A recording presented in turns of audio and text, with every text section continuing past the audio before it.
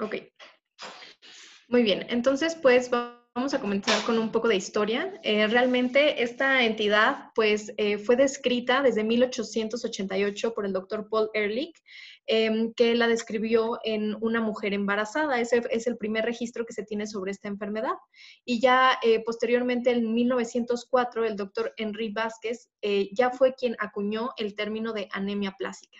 Sin embargo, bueno, pues como vemos, tiene más de 100 años que se introdujo este término. Sin embargo, ahora sabemos que no es 100% correcto, ya que no únicamente afecta a la línea eritroide causando anemia, sino que más bien pues causa pancitopenia, ¿no? Afecta a las 3 líneas celulares de la médula ósea. Y bueno, ya fue a principios del siglo XX que el doctor Cabot ya describe por completo el cuadro clínico, y fue hasta 1960 en este pues, paper que les muestro aquí, que el doctor Mate con sus compañeros ya postularon el origen autoinmune de esta enfermedad y ya pudimos comprender un poco mejor su fisiopatología, llevándonos así pues al inicio de búsqueda de tratamiento y de estos pacientes. Entonces, bueno, ¿cómo se define esta entidad?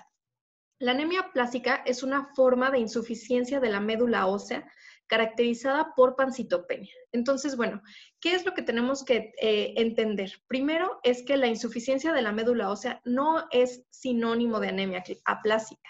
Hay muchas causas que nos van a dar insuficiencia de la médula ósea. Por ejemplo, aquí, bueno, tenemos esta tabla donde vienen muchas causas de insuficiencia de la médula ósea. Por ejemplo, síndromes mielodisplásicos, leucemia linfocítica granular grande, hemoglobinuria paroxística nocturna, los trastornos hereditarios de la médula ósea, como la anemia de Fanconi, disqueratosis congénita.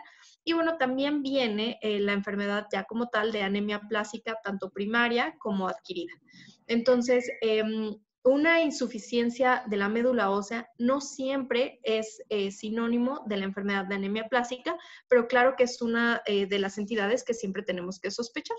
¿Y cómo vamos a hacer ya el diagnóstico? Pues ya viendo la hipoplasia de la médula ósea, pero ahorita vamos a ver esto con más detenimiento. Entonces, bueno, ¿cuál es la epidemiología de esta entidad? Su importancia radica en que hay al menos 2 por millón por año. Se encuentra una mayor prevalencia en asiáticos y la proporción de hombre-mujer es 1 a 1. La mitad de los casos inicia antes de los 30 años, es decir, es una enfermedad que se va a presentar predominantemente en pacientes jóvenes, aunque también hay un pico después de los 60 años. Ahora hay que recordar que, bueno, ya en esta enfermedad posterior a los 60 años, pues se va a asociar a que ya van a tener más trastornos que, como comentaba el doctor Ramos en la exposición previa, que se van a ir adquiriendo a lo largo de la vida. Entonces, este es de mucho peor pronóstico, ya que se puede asociar a que pueda progresar a otras enfermedades, como por ejemplo una leucemia aguda mieloide. Y bueno, en México está reportado que hay de 3.9 a 7.4 por millón por año, millones por año, perdón. Y bueno, esto es una incidencia mucho más alta de lo que está reportado, por ejemplo, en países caucásicos, en Estados Unidos, en Europa, y nosotros nos venimos pareciendo más a todos los países asiáticos, y entonces es una enfermedad realmente muy, muy prevalente en nuestra población que siempre tenemos que sospechar en un paciente que llega con nosotros con pancitopenia. Bueno, y entonces entrando en la fisiopatología, pues, ¿qué es lo que va a ocasionar esta enfermedad? Pues vamos a tener una discordancia entre la diferenciación celular, que va a estar disminuida, y un aumento de la muerte celular. ¿Y cuáles son las células que van a estar muriendo? Pues van a ser las células madre hematopoyéticas. Entonces, estas células, las células madre, que son las que van a dar origen a todos los demás linajes celulares, son las que van a sufrir la muerte. ¿Y por qué se van a morir estas células? Pues hay varios mecanismos. Aquí les pongo los 4 más importantes, que sería el daño directo a la médula ósea, mecanismos autoinmunes, infecciones virales, trastornos clonales y genéticos. Nosotros el que vamos a ver primariamente va a ser el de mecanismos autoinmunes, que ahorita vamos a tocar más a fondo, pero por ejemplo en un paciente que ha recibido irradiación, tóxicos, etcétera, ellos también sufren un daño directo a la médula ósea que puede concluir en anemia plástica. Infecciones virales también, por ejemplo, virus de hepatitis predominantemente, aunque también se ha visto con otros tipos de virus que también pueden ocasionar que todas estas células madre hematopoyéticas pues que sufran apoptosis. y también trastornos clonales y genéticos, aunque estos los vamos a ver principalmente en la población pediátrica y van a estar asociados a otras patologías, por ejemplo, pues afasias características, problemas pulmonares, problemas hepáticos, y van a ser pues diagnosticados generalmente en la infancia. Entonces, bueno, aquí tenemos una tabla donde vemos en este primer cuadrito, donde se ve que está el evento iniciador. Entonces, ¿cuál puede ser ese evento iniciador? Puede ser una infección, irradiación, cualquiera de estas causas que ya habíamos comentado. ¿Y esto qué va a hacer? Va a ocasionar que se activen células T. Y estas células T van a ser reactivas a las células madre de la médula ósea. Entonces tenemos como al ser activadas estas células T, el número de células madre hematopoyéticas va a ir descendiendo, como vemos en esta línea verde. Y realmente la presentación clínica, o sea, cuando ya se presenta el paciente con nosotros con esa pancitopenia, es porque el número de células madre ya es prácticamente nulo. Entonces, realmente nosotros vamos a diagnosticar esta enfermedad cuando el daño ya está muy avanzado en la médula ósea. Y ya, bueno, posteriormente vemos en la segunda y tercera tabla cómo, pues lo mismo, una vez que empiezan a mejorar los recuentos de células madre, también vamos a ver una mejoría en las cuentas de la biometría hemática de nuestros pacientes. Y todo esto, pues, dependiendo de estas células T reactivas. Entonces, bueno, ¿cómo es que se da todo este mecanismo? Es muy importante que entendamos la fisiopatología, porque una vez entendiendo esto, vamos a ver cómo funcionan todas las terapias que sirven para la anemia plástica. Entonces, vamos a centrarnos primero en la destrucción inmune. Ya sabemos que hay otras causas de anemia plástica, pero esta es la más importante. Entonces, ¿cómo funciona? Pues tenemos nuestra célula presentadora de antígeno, que sería esta célula que se presenta aquí en un tono azul, que va a activar a la célula T. Entonces, esta sería nuestra célula T. ¿Y qué es lo que va a hacer? Va a haber una cascada que va a activar al factor de transcripción TBET. Entonces, TBET es este rojito que se encuentra aquí. Y TBET, ¿qué es? Es un factor de transcripción, va a actuar sobre el DNA y va a ocasionar que se transcriba tanto interferón gamma como interleucina 2. Entonces, ese es el papel de TBET. Y no nada más esto, sino que también esto tiene un mecanismo inhibidor, que sería la acción de la proteína SAP, como vemos acá. Entonces, SAP inhibe esta vía. Entonces, ¿qué pasa en los pacientes que tienen esta activación? Pues tanto TBET va a estar aumentado como SAP disminuido. Entonces, no tenemos inhibición y sí tenemos un aumento de la transcripción de interferón gamma y de interleucina 2. Ahora, ¿qué pasa con esto? Pues esto va a ocasionar una expansión clonal. Entonces, ese linfocito T va a reclutar a muchos más linfocitos T y va a ocasionar una respuesta inmune muy importante que va a actuar sobre la célula blanco, que sería la célula madre hematopoyética, que es esta que vemos acá a la derecha. ¿Y qué es lo que va a pasar con esa célula? Bueno, pues tiene receptores tanto para interferón como para factor de necrosis tumoral, que todos son productos que van a salir de los linfocitos T activados.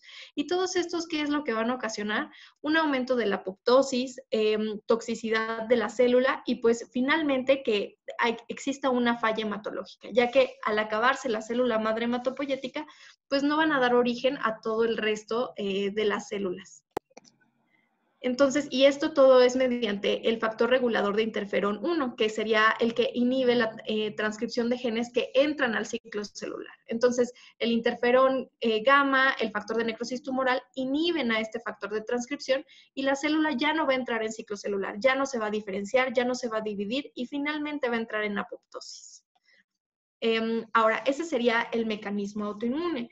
Tenemos otros muchos mecanismos que, por ejemplo, serían la anemia de Fanconi, la disqueratosis congénita, el síndrome de Schwarzman-Diamond, la trombocitopenia congénita amegacariocítica, que todos estos ocurren predominantemente en la infancia y todos se deben a mecanismos genéticos bien establecidos. Ahora, ¿cuál es la importancia de diferenciar unos de otros? Que si ya sabemos que lo que causa el evento inmunológico son las células T, el tratamiento va a ir encaminado a deshacernos de estas células T autorreactivas.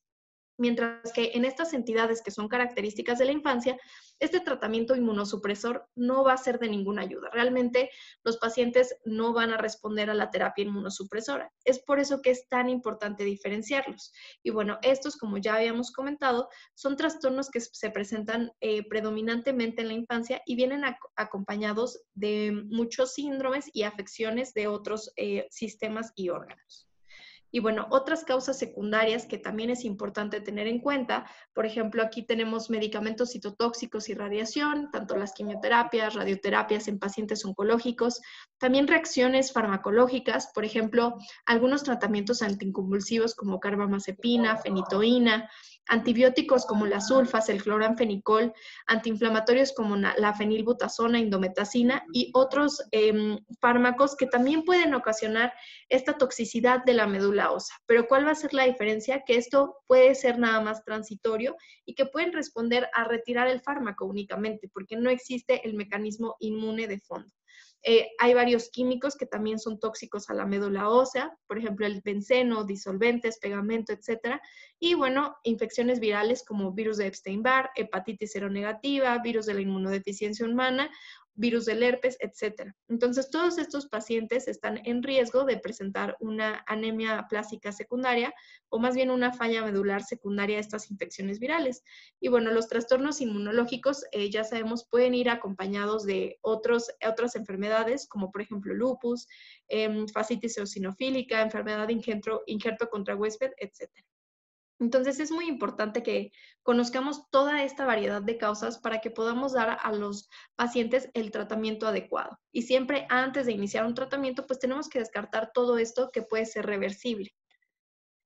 Y bueno, entonces, en cuanto a los medicamentos, esto es idiopático. Realmente no sabemos qué paciente va a presentar esta reacción en la médula ósea y generalmente el efecto es dependiente de la dosis. Entonces, un paciente que a lo mejor nos refiere que lleva tomando el fármaco durante un mes, cada 6 horas, a lo mejor un AINE porque tiene un dolor crónico, este paciente está en riesgo de presentar una anemia aplásica secundaria al fármaco.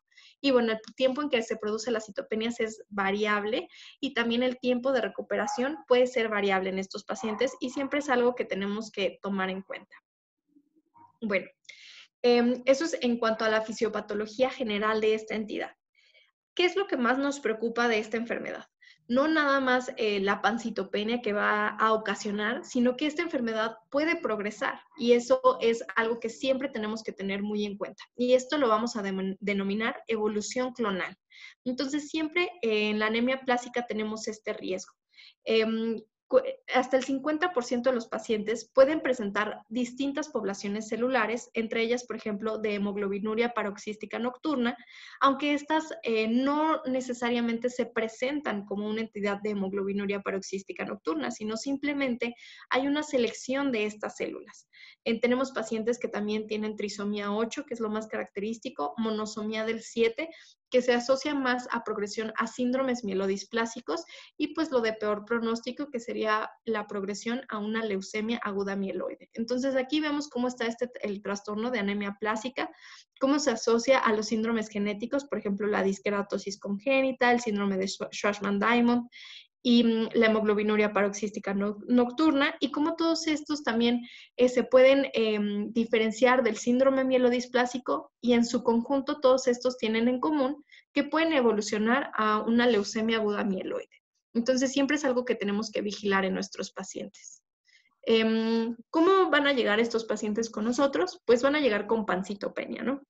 Entonces, ¿qué es lo que nosotros podemos ver? Pues generalmente van a llegar con un síndrome anémico. Son pacientes que ya tienen una anemia muy crónica, que a lo mejor el cuadro ya viene evolucionando de meses y a veces llegan con una hemoglobina de 3, de 4 y el paciente viene pues a lo mejor un poco cansado, pero caminando, sin un síndrome anémico tan franco, con valores de hemoglobina muy, muy bajos. También pueden llegar a presentar síndrome hemorrágico, generalmente llegan pues con plaquetas muy bajitas, pueden por debajo de 10,000, de 5,000, pero a veces llegan con este recuento plaquetario sin presentar síndrome hemorrágico. Sin embargo, pues siempre es un riesgo.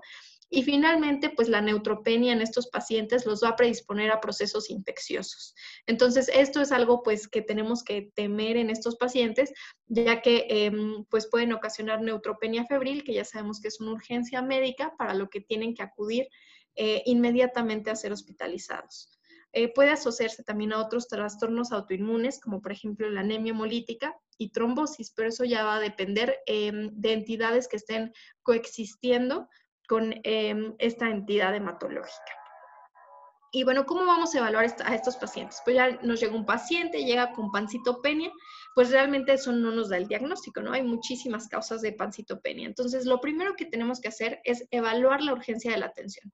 Este paciente viene con sangrado activo, este paciente viene con fiebre, viene con síndrome anémico, a lo mejor con dolor precordial. Es lo primero que tenemos que ver. ¿Cuál es la urgencia de la atención?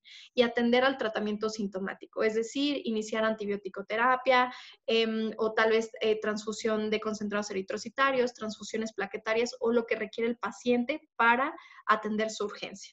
Posteriormente tenemos que hacer una historia clínica, un examen físico completo y esto tiene que ser exhaustivo. ¿Por qué? Porque tenemos que buscar qué medicamentos ha tomado, si ha estado en contacto con algún químico, a lo mejor es una persona que está en contacto constante con solventes, con sustancias tóxicas y siempre es algo que tenemos que tener en cuenta. Y bueno, pues claro, ¿no? Antecedentes familiares. A lo mejor si es un paciente que nos refiere que tiene varios familiares con esta entidad o que tiene otro familiar que tuvo afección en otros órganos, pues podemos pensar que tal vez se trate más bien de un síndrome genético. Y bueno, siempre valorar si el paciente presenta hepatoesplenomegalia, porque es algo que no se presenta en esta entidad. Entonces, si nosotros encontramos que el paciente tiene hepato o esplenomegalia, pues realmente debemos buscar otra causa. Tenemos que hacerle exámenes de laboratorio, pues los principales, química sanguínea, pruebas de funcionamiento hepático, su función renal y algo muy, muy importante, niveles de vitamina B12 y folatos. ¿Por qué? Porque pues una pancitopenia también podría ser característica de esta deficiencia. Y bueno, una vez que hayamos concluido con todo esto, pues sí, siempre es importante realizar el examen de médula ósea y particularmente la biopsia de hueso. No va a ser suficiente con un aspirado. Entonces, ¿qué es lo que vamos a encontrar en la médula ósea? Si ya hicimos todo la historia clínica completa, la exploración física, los estudios, y seguimos pensando que se trata de una anemia plástica, pues sin duda tenemos que realizar la biopsia. Aquí les muestro en la primera imagen, se trata de un paciente de una biopsia de hueso con anemia plástica. Entonces, si se dan cuenta, bueno, pues esto rosita sería las trabéculas óseas. Y aquí en el centro es donde debería de estar toda la hematopoiesis. Y vemos cómo está prácticamente vacío. Si vemos en comparación con esta segunda biopsia de hueso, que es de un paciente normal, pues vemos cómo está llena de todo este tejido hematopoyético y se ven escasas células adiposas. En cambio acá, pues el tejido prácticamente está sustituido en su totalidad por adipocitos y no tenemos células madre, no tenemos línea eritroide, a lo mejor algunos linfocitos están conservados, células plasmáticas, pero todas las líneas están disminuidas. Entonces, ¿qué es lo que vamos a encontrar? Una muestra hipocelular con disminución de todos los elementos y va a estar sustituido por células grasas. Va a ser prácticamente una médula amarilla. Puede haber alguna que otra célula residual y bueno, algo muy importante es que no vamos a encontrar fibrosis ni células malignas. Esto ya nos orientaría más bien a otra patología. Entonces, aquí les muestro una imagen. Esta imagen es de una paciente del Hospital General, que de hecho fue una paciente muy interesante ya que ella tenía el antecedente de síndrome de Down, trisomía 21, y presentó pues pancitopenia, se le hizo la biopsia de hueso, todos los exámenes, se le descartó una causa secundaria y pues se llegó al diagnóstico de una anemia plástica, que es extremadamente raro en los pacientes con síndrome de Down. Y bueno, si vemos aquí está la trabécula ósea, esto rosita, y vemos cómo prácticamente son puros adipocitos. Vemos una que otra célula, aquí a lo mejor un linfocito, aquí un neutrófilo, un poquititas células, pero realmente corresponden a menos del 10% de la celularidad que tendría que tener la médula ósea. Entonces, así es como se ve. Aquí tenemos una imagen que está un poco más lejana. donde también vemos las trabéculas óseas y vemos como prácticamente todo el tejido es adiposo, está lleno de adipocitos y no hay nada de celularidad. Siempre a estas muestras se le puede hacer una inmunohistoquímica para células madre, que sería CD34, y pues así podemos corroborar que está disminuido, pero realmente aquí pues el examen francamente se muestra hipocelular. Entonces, si tenemos pancitopenia y una médula ósea hipocelular, pues prácticamente estamos hablando de que el paciente tiene una anemia plástica, siempre y cuando se hayan descartado todas las causas secundarias.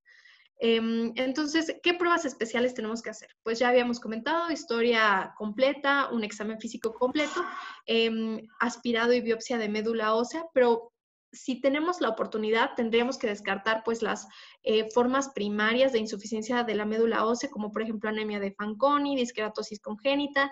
Siempre a estos pacientes hay que descartarles que no cursen con una hemoglobinuria paroxística nocturna, para lo que tendríamos que hacer citometría de flujo para CD55, CD59. Siempre realizar un examen de Coombs para ver que el paciente no esté hemolizando, pruebas de función hepática, todo su panel viral para descartar causas secundarias y, como les comentaba, también muy importante, los niveles de vitamina B12 y ácido fólico. También si se puede hacer una cinética de hierro, todo esto es sumamente necesario para descartar que el paciente no tenga algún otro trastorno que esté ocasionando esta hipoplasia medular. Entonces, realmente la anemia plástica tenemos que tener muy en cuenta que es un trastorno de descarte. Tenemos que descartar todas las otras causas que pueden causar insuficiencia de la médula ósea. Y bueno, pues el diagnóstico diferencial, como ya les había comentado, sería estos principalmente: anemia megaloblástica, otros trastornos infiltrativos, supresión reversible de la médula ósea, ya sea por fármacos, por químicos, hiperesplenismo y algo muy importante, el síndrome mielodisplásico hipoplásico, que es algo muy raro. Generalmente el síndrome mielodisplásico, como vamos a ver en la siguiente clase, casi siempre tiene hiperplasia de la médula ósea, pero existe una pequeña cantidad de casos que se pueden presentar con hipoplasia de la médula ósea. Bueno, aquí este es un algoritmo que realmente está muy bonito, es tomado del curso de la ASH y nos da una orientación de cómo valorar a estos pacientes. Entonces siempre llega, el paciente con pancitopenia, tenemos que hacer su biopsia de hueso y tenemos que valorar la celularidad. Una celularidad menor al 30% sería compatible con una anemia plástica, mientras que una celularidad mayor al 30%, pues prácticamente nos estaría descartando el diagnóstico.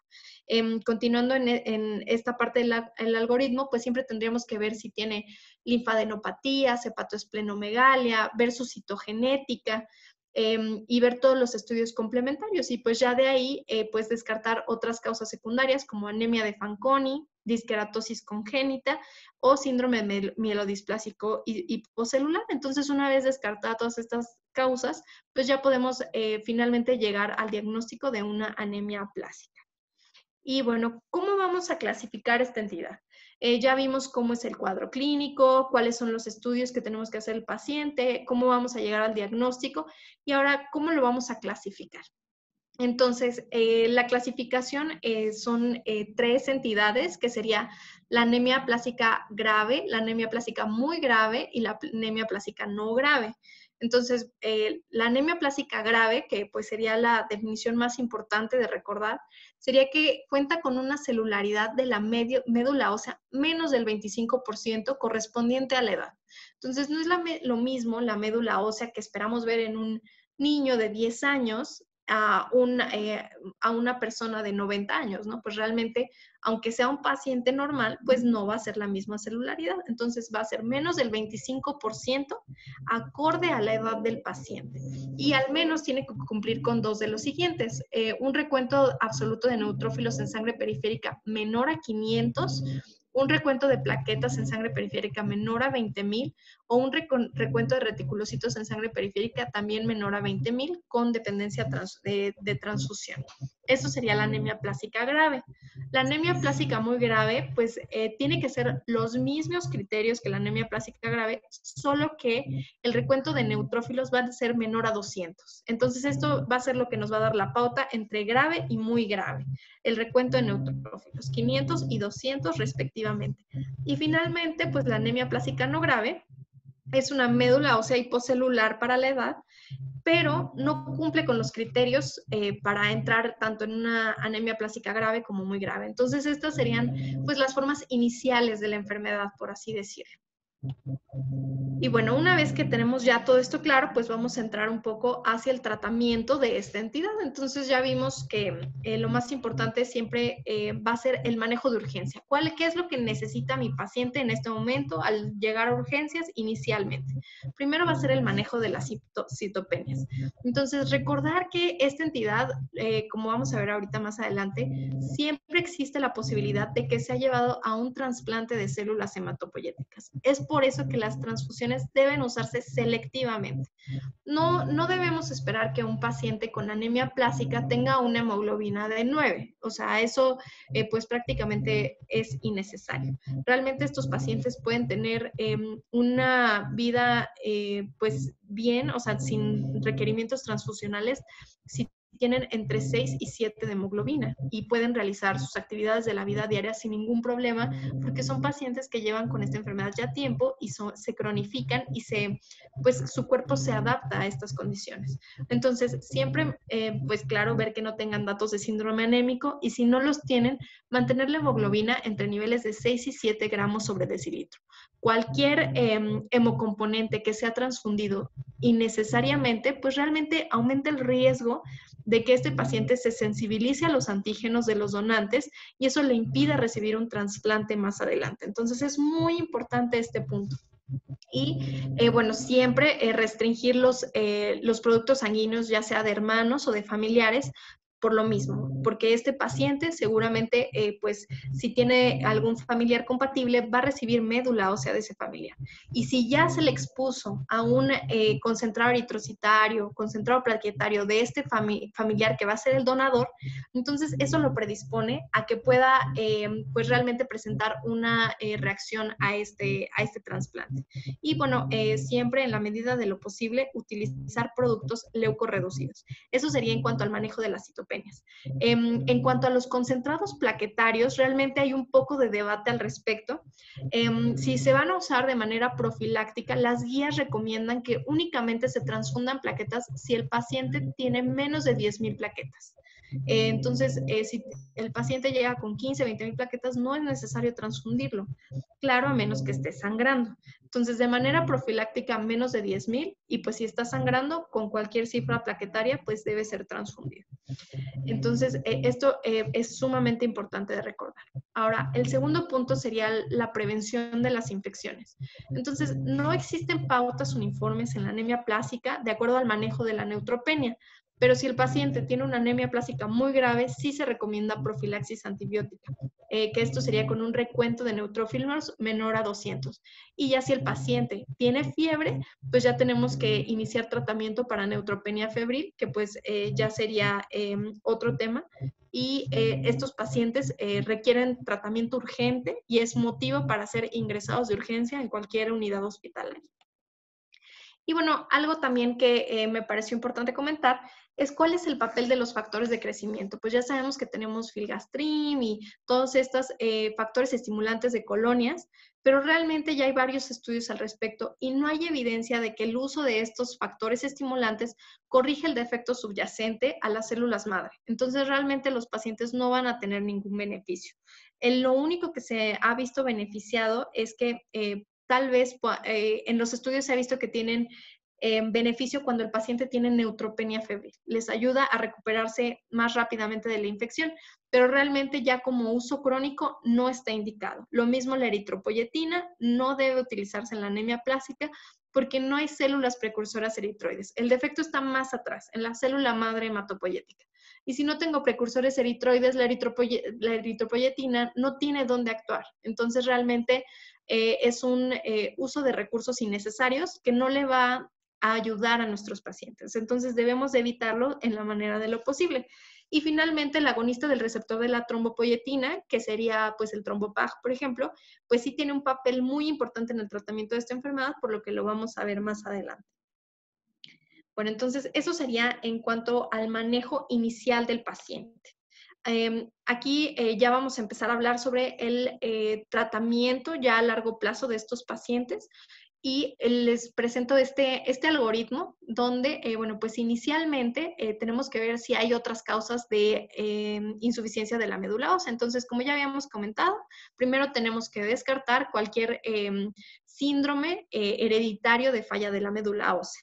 Y segundo, pues tenemos que descartar también que sea algún fármaco, alguna infección, hepatitis, etcétera, porque esto requeriría únicamente tratamiento de soporte, descontinuación de la droga, etcétera. Y bueno, una vez descartado todo esto y cuando ya tenemos el diagnóstico certero de que se trata de una anemia plástica, pues, ¿qué es lo que tenemos que ver? Aquí, bueno, les puse un poquito más grande esta parte del algoritmo y vamos a dividir a los pacientes en cuanto a la edad. Ahora, hay un poquito de variación en cuanto a esto. Algunos autores recomiendan que el corte sea a los 40 años, otros recomiendan que el corte sea a los 50 años, pero realmente pues es algo que tenemos que evaluar según el estado clínico de nuestros pacientes. O sea, hay pacientes que tienen 50 años, pero están súper fit. O sea, son pacientes que pueden recibir el trasplante sin ningún problema. En cambio, hay pacientes que a lo mejor de 45 que ya tienen múltiples comorbilidades, que están tal vez obesos, que tienen muchas cosas que lo hacen que no puedan recibir un trasplante. Entonces, bueno, en pacientes menores de 20 años, invariablemente lo primero que se tiene que hacer es buscar un donador para llevarlo en primera línea a un trasplante de células hematopoyéticas. Eso sería lo primero. En los pacientes de 20 a 50 años, siempre evaluar el estado clínico del paciente.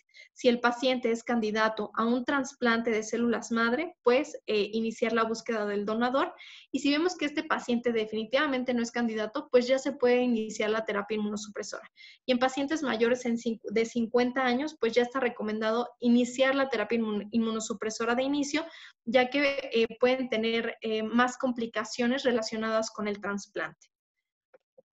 Y bueno, entonces siempre valorar, ¿este paciente se beneficiaría más de un trasplante o se beneficiaría más de un tratamiento inmunosupresor? Entonces eso es lo que tenemos que ver en nuestros pacientes y bueno, también tener en cuenta que a lo mejor aunque sea una persona joven sin otras comorbilidades, pues que tenga un donador compatible, ¿no? Porque si bien hay opciones alternativas, como por ejemplo un donador no relacionado, pues lamentablemente en México todavía esto es algo que no está pues muy al alcance de todos nuestros pacientes, ¿no?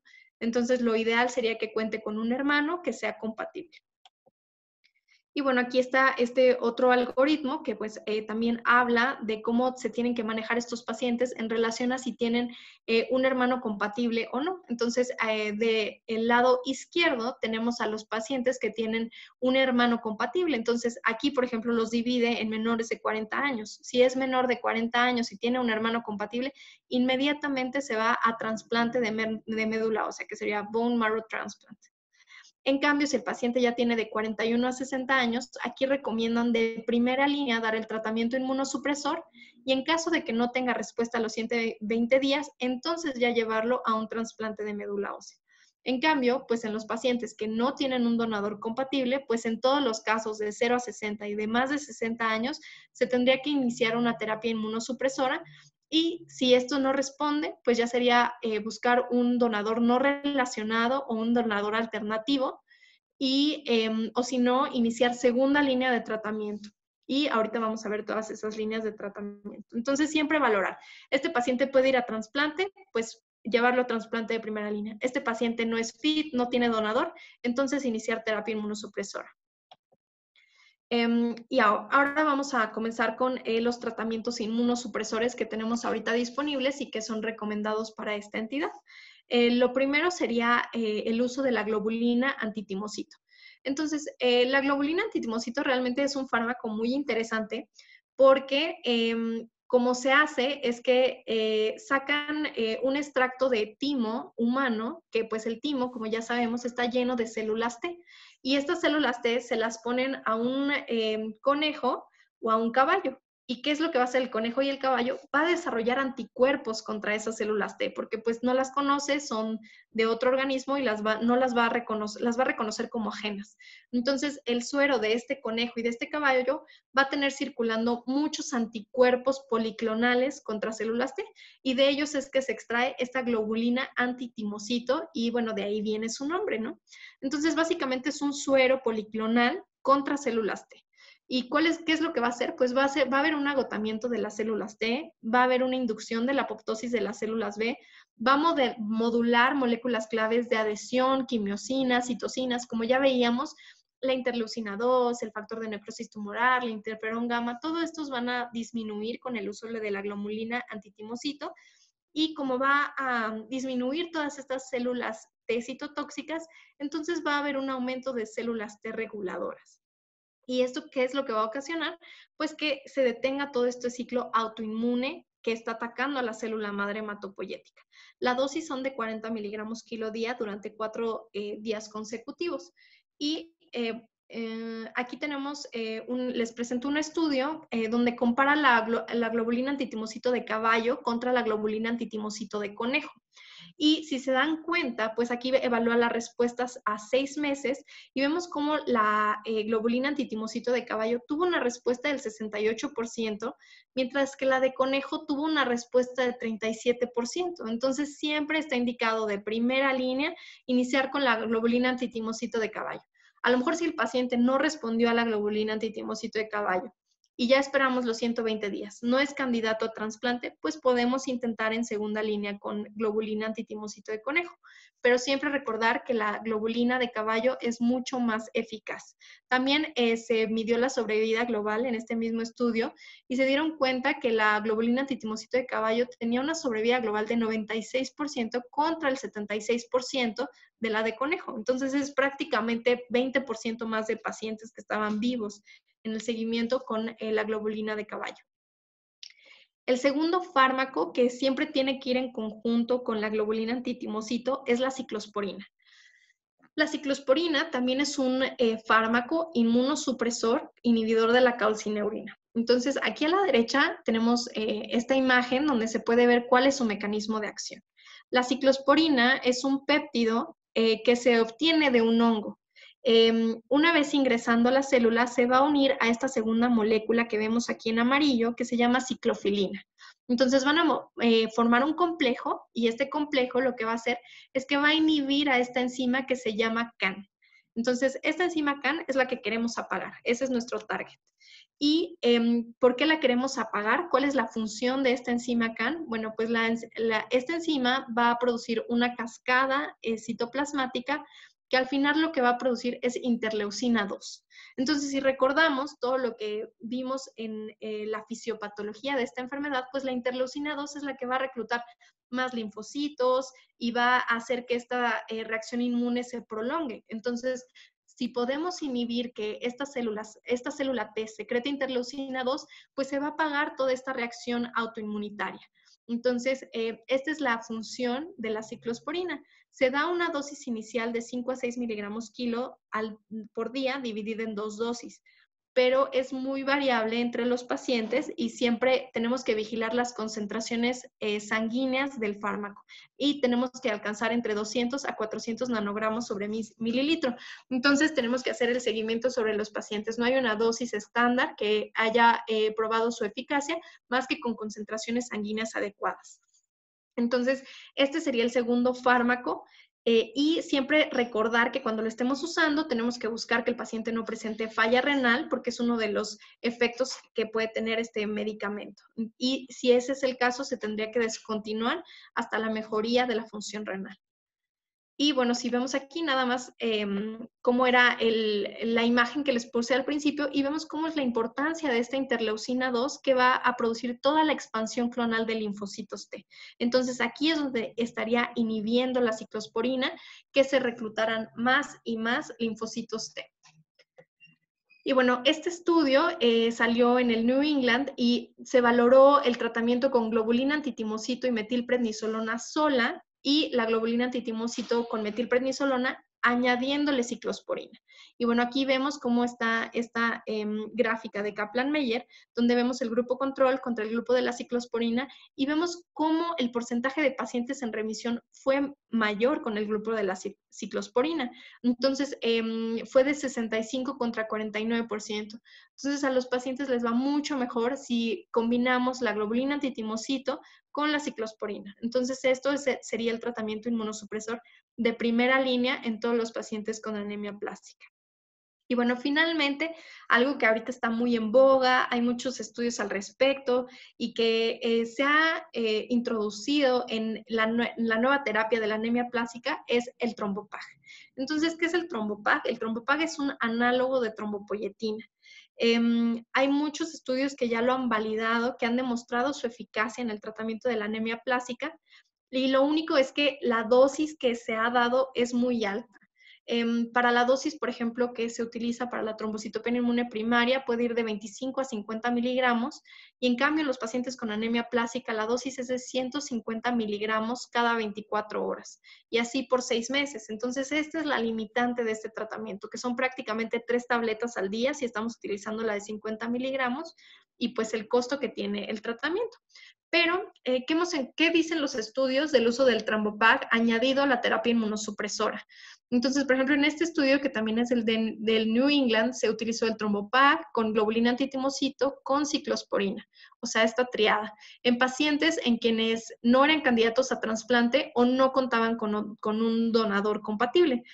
Fue un estudio prospectivo, no aleatorizado, con 92 pacientes, y se vio que la respuesta a los 6 meses fue de 87% contra 66%. Entonces, prácticamente aumentó en 20% la respuesta de los pacientes que estaban con el trombopag a los que estaban únicamente con la globulina antitimocito y la ciclosporina. Esto es bastante. Y la tasa de respuesta completa, es decir, el recuento de neutrófilos más de 1000, hemoglobina mayor de 10 y plaquetas más de 100,000, fue de 39 contra el 10% en los pacientes que estaban utilizando el trombopag. Entonces, pues prácticamente fue el 30% más de pacientes que tuvieron una respuesta completa de la enfermedad. Entonces, es un excelente fármaco y bueno, ahorita estamos nosotros en el general también con el doctor Montaño, está un protocolo que está evaluando este tratamiento en los pacientes y pues que realmente resulta muy prometedor. Y bueno, ese sería el tratamiento de primera línea. Ya vimos, por un lado, siempre evaluar si es trasplante, si no tratamiento inmunosupresor. ¿Y qué vamos a hacer cuando el paciente recae? A lo mejor es un paciente que respondió muy bien a la globulina antitimocito, subieron sus recuentos de la biometría hemática, pero presenta una recaída, a lo mejor 1 año, 2 años después. Lo primero sería reevaluar el diagnóstico. ¿Por qué? Porque siempre tenemos que descartar que este paciente no haya progresado. ¿Qué tal si ya se trata de un síndrome amiloidisplásico? ¿Qué tal si este paciente ya progresó a una leucemia aguda mieloide? Entonces, siempre reevaluar el diagnóstico, no quedarnos con la misma biopsia, a lo mejor hacer un nuevo aspirado, una nueva biopsia, pero reevaluar. Y bueno, las recaídas sí pueden ocurrir, ocurren aproximadamente en el 10% de las personas.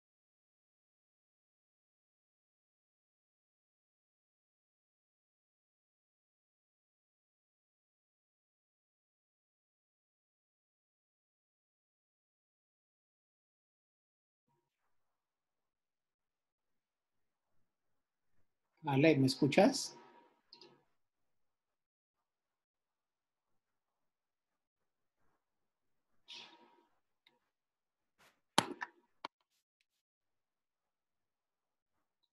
Creo que Ale se quedó congelada.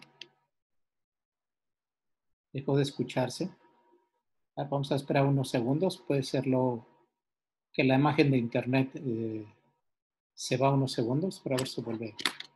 No, yo creo que tuvo algún problema Ale con la conexión a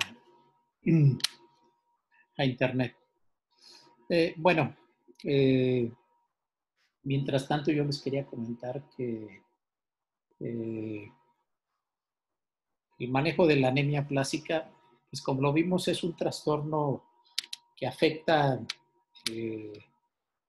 en general toda la hematopoiesis. Hay diversos mecanismos, desde factores genéticos, desde factores epigenéticos, hay toxicidad y lo que se viene a afectar, pues Hay muchos modelos que se han planteado, en realidad no se conoce con certeza, desde la afectación de la célula madre troncal, que puede estar afectada, hasta la afectación a todo lo que le llamamos convencionalmente todo lo que es el nicho hematopoyético, y que, bueno, pues en todo este nicho hematopoyético puede estar produciéndose diversas citocinas que pueden estar alteradas.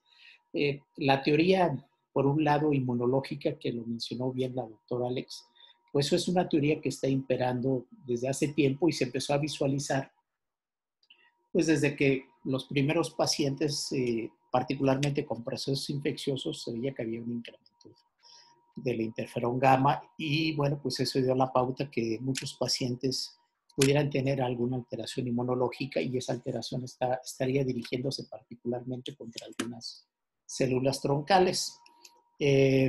Y bueno, de ahí resultó que algunos de estos pacientes que recibían terapia inmunomoduladora o inmunosupresora mejoraban sustancialmente. No en todos los pacientes hay respuesta, lo que habla que hay una teoría multifactorial que está imperando. Hay pacientes que a pesar de recibir, como bien lo mencionó, la globulina antitimocito o estar recibiendo la ciclosporina o incluso adicionalmente les pones recientemente en el protocolo el Revolade, que es el Trombopag, pues hay pacientes que no requieren y la única forma alternativa que tienen de tratamiento de esos pacientes es el trasplante de células progenitoras hematopoyéticas. Por supuesto que tiene que ser un trasplante alogénico. Si bien es cierto, ha cambiado la sobrevida de los pacientes con anemia plástica, conforme van surgiendo nuevos tratamientos, hay un grupo de pacientes que todavía siguen teniendo pues, problemas y pobre respuesta. ¿Qué son las líneas de tratamiento? Y otro de los modelos que se ha planteado es que los pacientes con anemia plástica es un problema de los telómeros. Se ha visto que algunos de estos pacientes tienen acortamiento de los telómeros y que podría ser algo que pudiera estar influyendo en que estos pacientes tengan trastornos hematopoyéticos.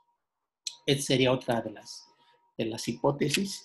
Y de ahí ha surgido porque, bueno, pues durante años se utilizaba en diversos países donde no estaba toda la terapia que nos acaban de mencionar, o bueno, no había incluso la posibilidad en algunos centros de hacer trasplante. Se utilizaba de antaño los andrógenos.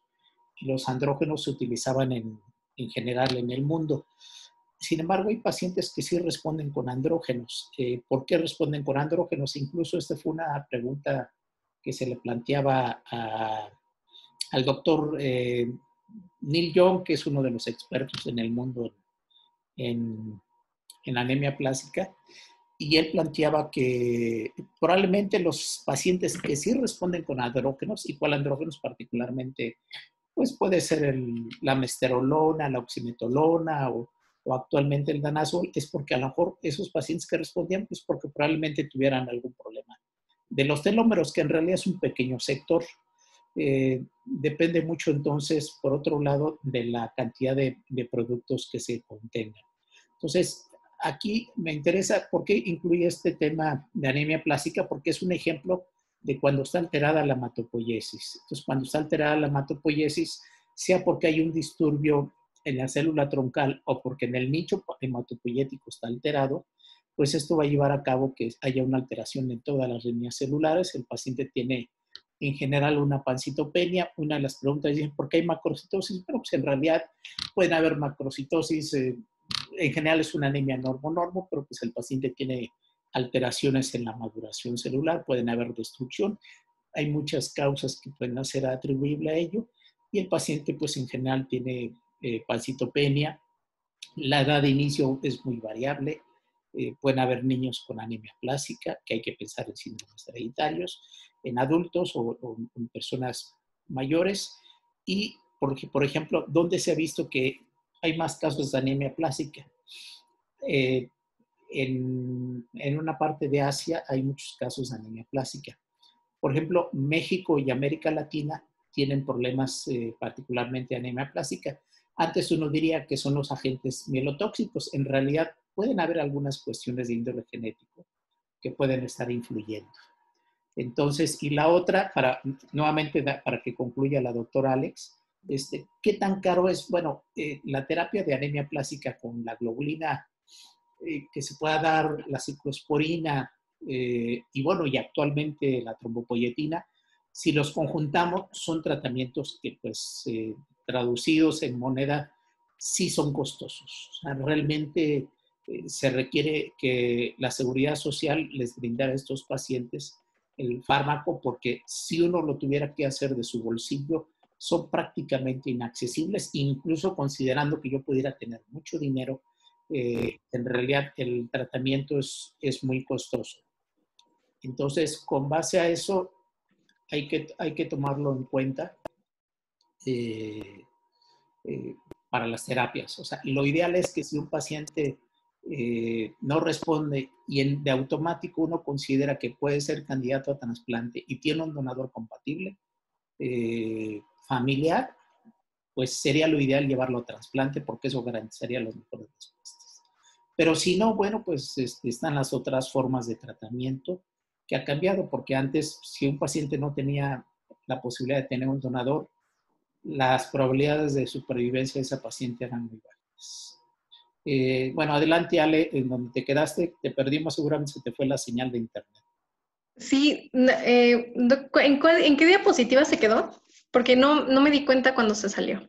¿O comienzo desde ahí? Eso ya lo habías mencionado, lo de ¿no? Pero si quieres, esto mencionarlo un poquito más rápido, pero ya lo habías mencionado. Ok. Eso está bien, para la comparación entre de caballo y de conejo está bien. Adelante, eso es Ok. importante. Sí, entonces, bueno, pues nada más, hay varios estudios que realmente le dan una mayor eficacia al uso de la globulina antitimocito de caballo. Como vemos aquí, pues tiene una respuesta a los 6 meses de 68 contra 37%.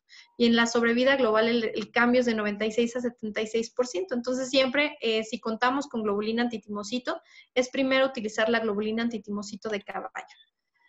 Ahora, hablando del segundo fármaco inmunosupresor, que sería la ciclosporina, que es un inhibidor de la calcineurina, pues vemos cómo aquí es su mecanismo de acción. Esta sería una célula T y vemos cómo la ciclosporina se une a esta molécula que se llama ciclofilina.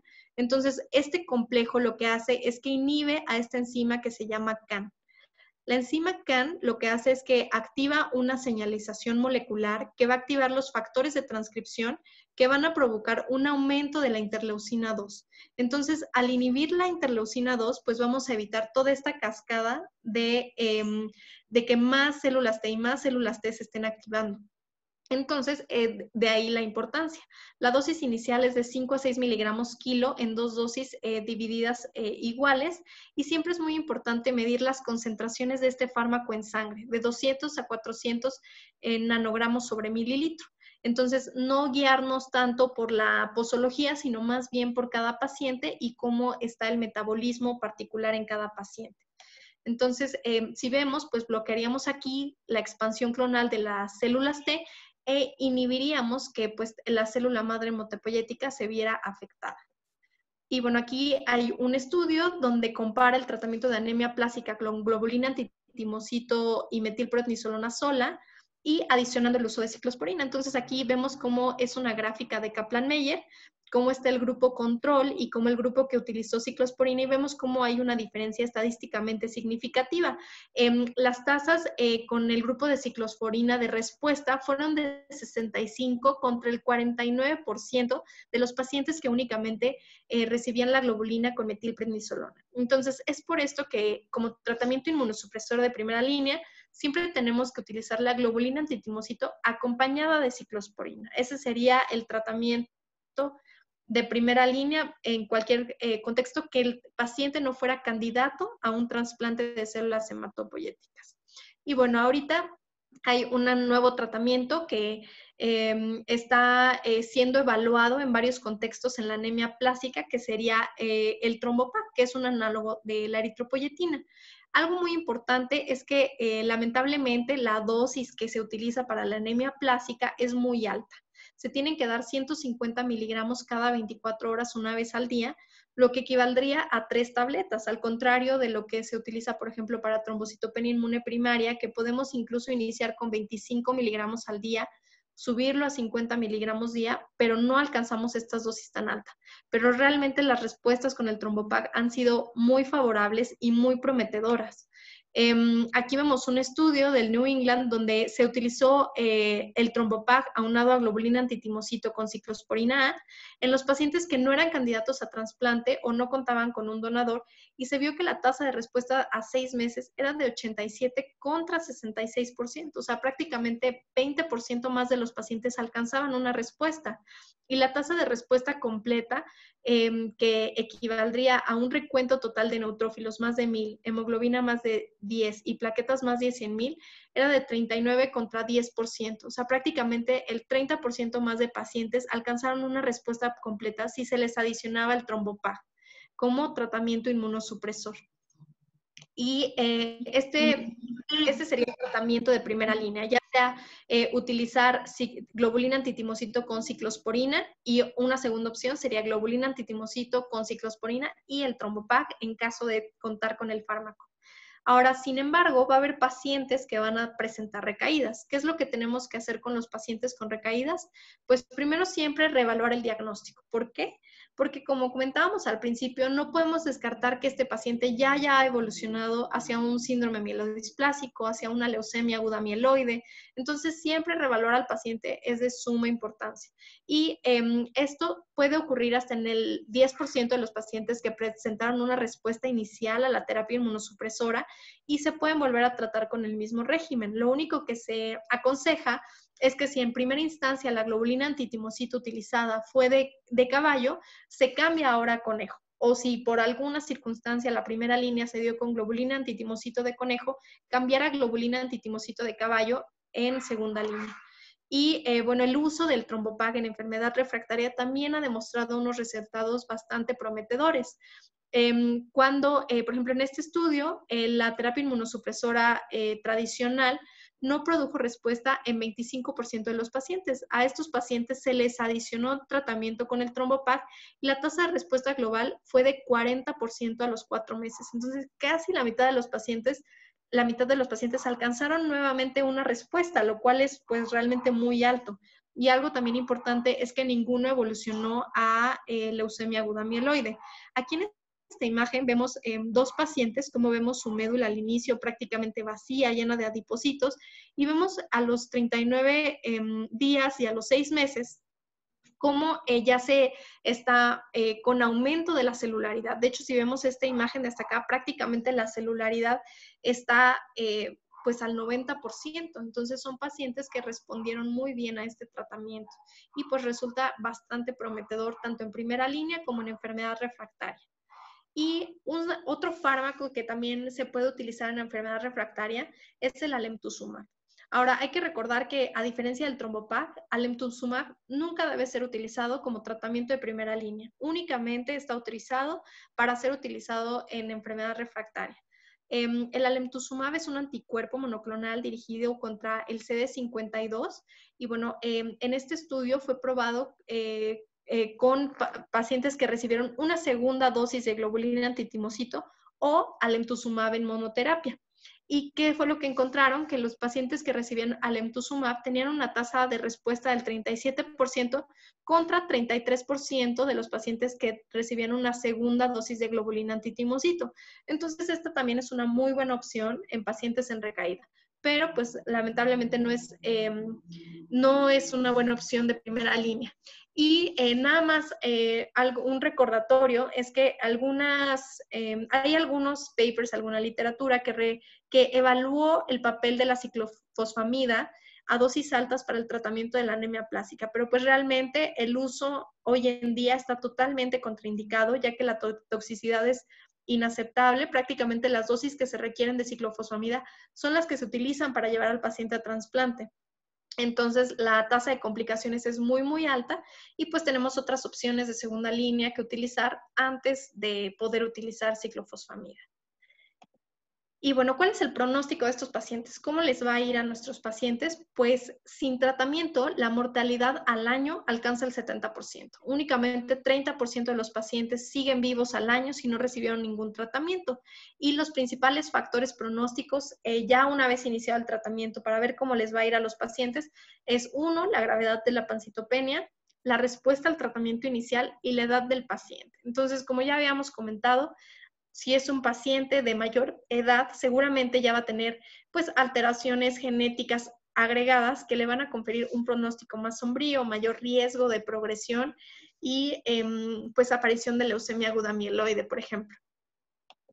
Y bueno, nada más recordar que el trasplante de médula ósea, siempre en los pacientes que son fit, que son candidatos, que tienen un donador, va a ser el tratamiento de primera línea. Y siempre evaluar el riesgo contra el beneficio. Entonces, evaluar si el paciente tiene otras enfermedades, la edad del paciente, si es fit, si no es fit, y buscar que tenga un donador compatible.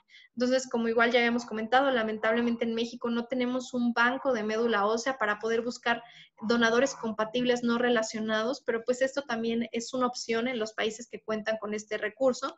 Y vemos aquí cómo está la evidencia de la eficacia, pues ya reportado en varios estudios, donde la sobrevida global que alcanzaron los pacientes que fueron sometidos a trasplante, pero pacientes jóvenes, era del 90%. Entonces prácticamente esto es excelente, es la mejor sobrevida que se encuentra más aún que con terapia inmunosupresora. Pero ¿qué pasa con los pacientes de edad avanzada? Esta supervivencia alcanza únicamente el 50% por las complicaciones del trasplante, que es lo mismo que tenemos con el uso de terapia inmunosupresora. Es por eso que tenemos que ser muy cuidadosos en decidir qué pacientes sí son candidatos a recibir un trasplante de células madre y qué pacientes no son candidatos. Y bueno, pues eso sería todo de mi parte. No sé si tengan alguna pregunta. Creo que hay algunas preguntas en el chat. Sí, hay algunas preguntas.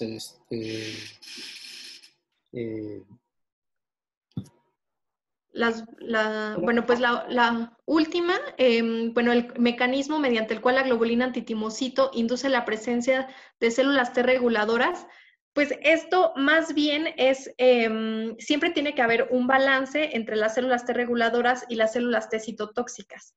Entonces, lo que hace la globulina antitimocito es que va dirigida contra las células T citotóxicas y eso hace que, en contraparte, no es que aumenten en número, sino que son las que van a estar presentes y haciendo su función en los pacientes que recibieron este fármaco.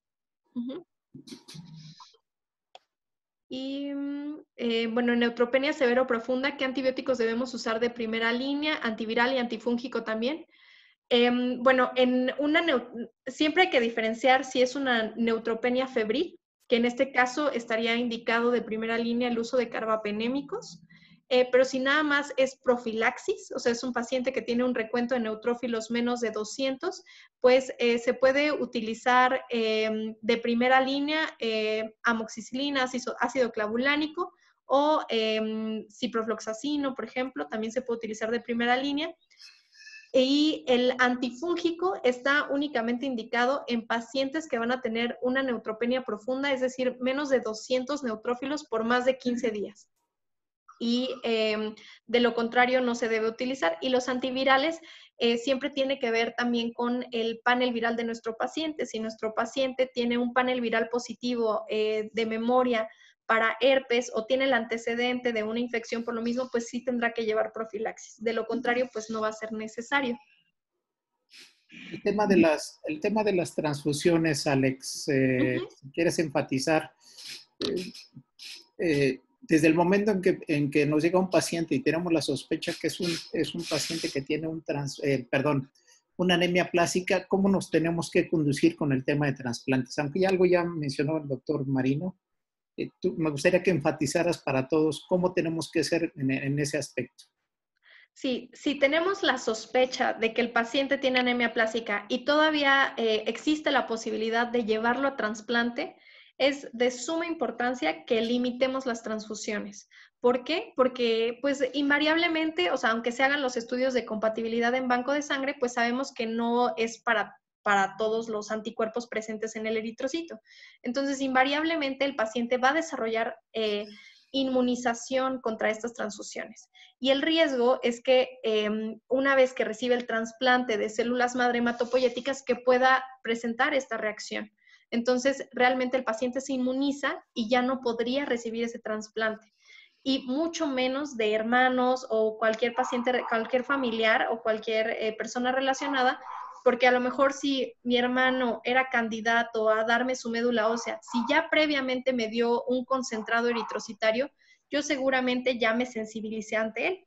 Ya hice anticuerpos contra ciertos antígenos de la membrana de esos eritrocitos y ya cuando me trasplanten su médula ósea, pues haría una enfermedad contra ese injerto. Entonces, pues realmente no es para nada recomendable. Y bueno, y realmente, aunque los pacientes no sean candidatos a trasplante, también se debe tener pues las transfusiones sumamente limitadas, porque son pacientes que van a requerir seguramente transfusiones a largo plazo. Entonces, evitar la sobrecarga de hierro, la posibilidad de infecciones, porque aún en este tiempo, pues existe el riesgo de transmitir infecciones por medio de las transfusiones. Y bueno, estos pacientes son pacientes que van a vivir bien con 6, 7 de hemoglobina, o sea, no necesitan más que eso. Ok. Un poquito, a lo mejor enfatizar, hay una pregunta en relación al mecanismo de la globulina antilinfocito, Alex. ¿Su mecanismo de acción? Sí. Pues la globulina antitimocito van a ser anticuerpos policlonales, o sea, no de un tipo específico, que se van a ser obtenidos del suero de ya sea un caballo o un conejo que fue previamente inmunizado con estos linfocitos. Entonces, van a ser muchos anticuerpos de distintos tipos contra las células T, citotóxicas particularmente. Y no nada más eso, sino que también tiene acción sobre las células B. Entonces, pues también recordar que este es un tratamiento inmunosupresor y como tal, una vez que se le da a los pacientes, pues tiene que llevar toda la vigilancia de una terapia inmunosupresora, ¿no? Vigilar al paciente que no presente complicaciones por el tratamiento. Ok, bueno, muy bien.